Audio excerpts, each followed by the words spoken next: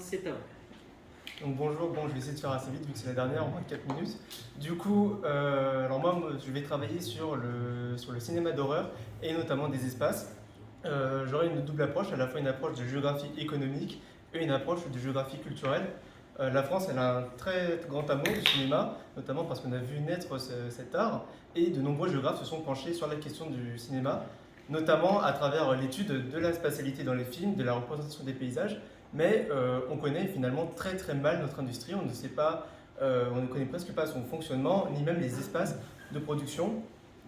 Et donc, je me suis inspiré des travaux de différents géographes, notamment Allen G. Scott, qui est de la nouvelle école de Chicago, appelée aussi école de Los Angeles, qui s'est intéressé à la répartition des compétences dans les espaces, notamment parce que le cinéma a un modèle économique qu'on qualifie de post-fordiste, c'est-à-dire que la production est divisée par différents types de sociétés.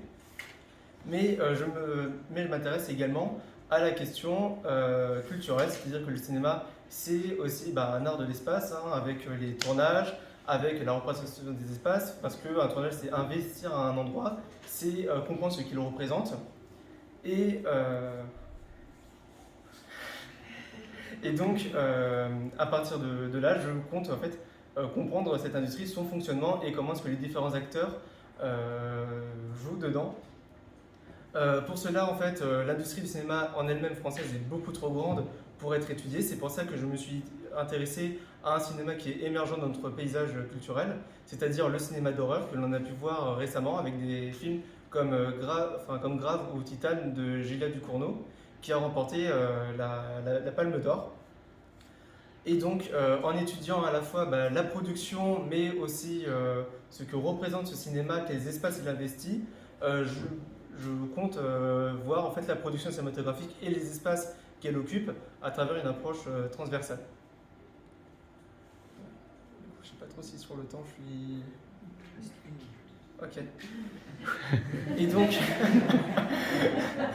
et donc en fait pour ça, mes différents espaces, mes différents terrains, ce seront à la fois les studios de production.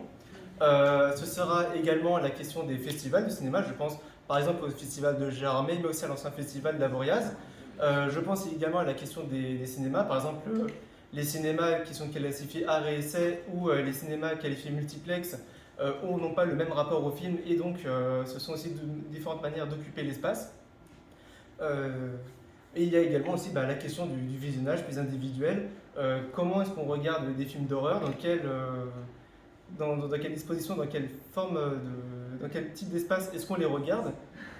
Je pense notamment par exemple à une très célèbre mode des drive-in qui consistait à regarder un cinéma en se mettant dans un parking.